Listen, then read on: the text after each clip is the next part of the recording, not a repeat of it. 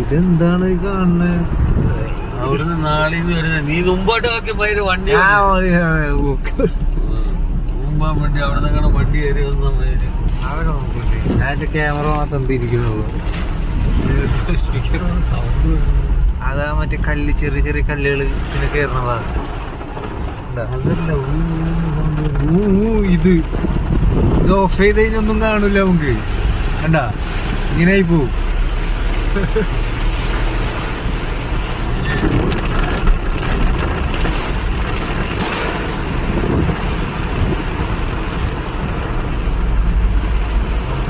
ഈ വീടൊക്കെ മുങ്ങിപ്പോയി തോന്നുന്നു.